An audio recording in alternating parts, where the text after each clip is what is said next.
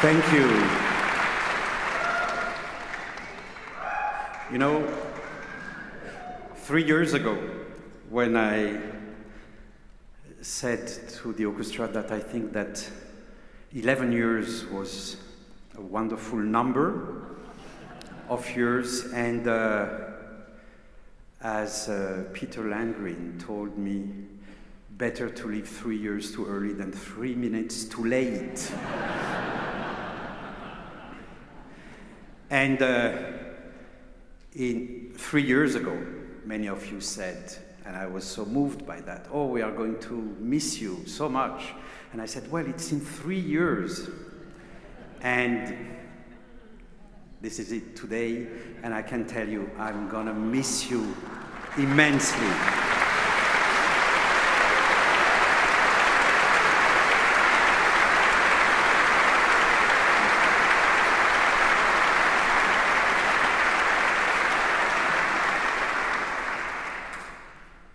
Because what we have shared together is something absolutely unique, extraordinary, and unforgettable.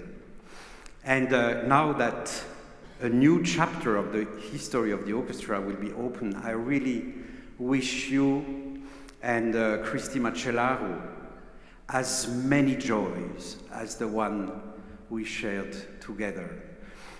Why is this orchestra unique? I mean, you know the history of this orchestra, no need to say it. But we always have to be inspired by the DNA of this orchestra. And yes, Jonathan Martin spoke about the 37 new musicians who joined the orchestra during my tenure. And we are so proud and excited about that. But it's more than that. You heard the trumpet solo in the Beethoven. Anthony Limoncelli is actually the last principal player that I hired during these years. And you will hear now in Daphne and Chloe one of the most beautiful ever flute solo played by Randy Bowman. And Randy is actually the oldest principal, maybe not the oldest, but the oldest in the orchestra.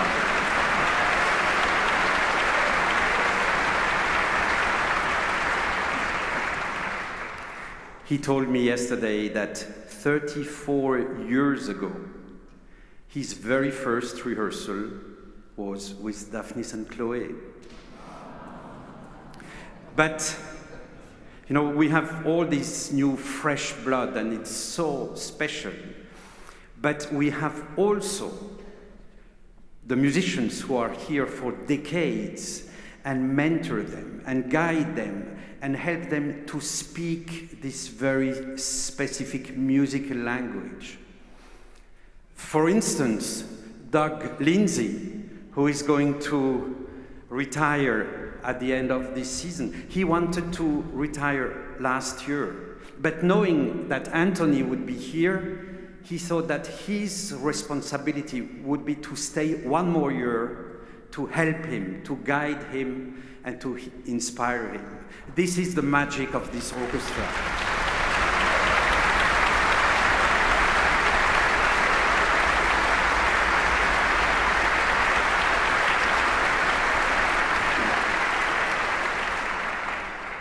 And it's you also, of course, the patrons, the donors, the supporters, the sponsors. I mean, why is it so unique to come and experience together live music and an orchestra? So many musicians. We rehearsed, I don't know how many, thousands of hours probably. We gave hundreds of concerts together for you, with you. And of course, the pandemic was such a difficult time and we had to be distanced. Now, every time in the next seasons, every time you come to the CSO, bring a friend, bring somebody that actually the CSO will be forced to give not only 3 concerts of each program, but 4 or 5.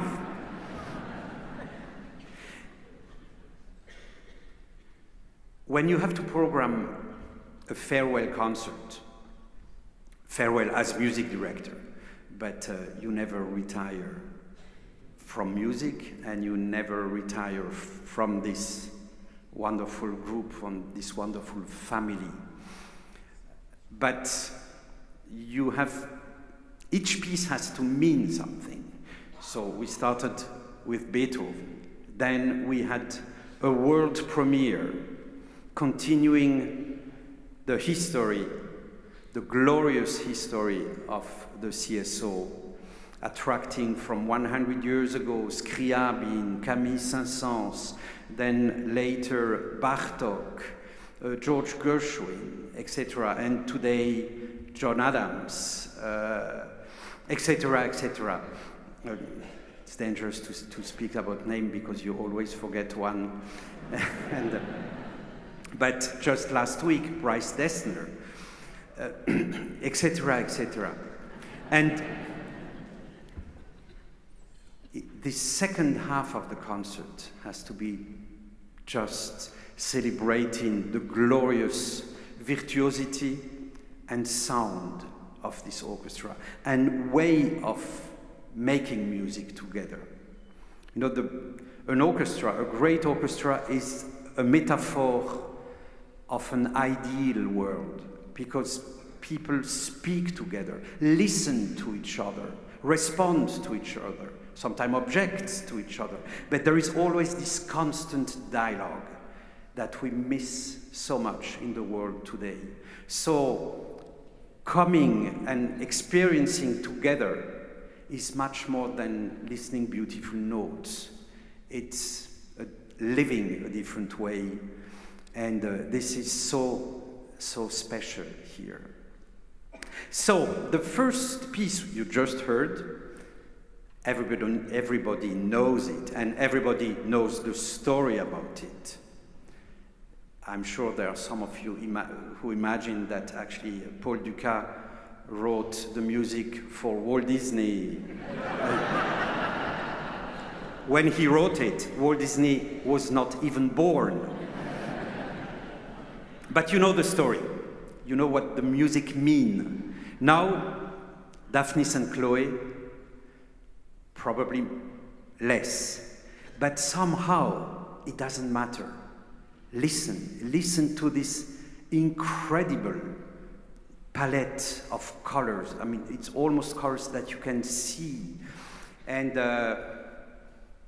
if there is one piece, that's the reason I chose it, one orchestral piece that I would bring on a desert island, it would probably be Daphnis and Chloe, because it is just a miracle, an absolutely miracle of individual music making and collective energy.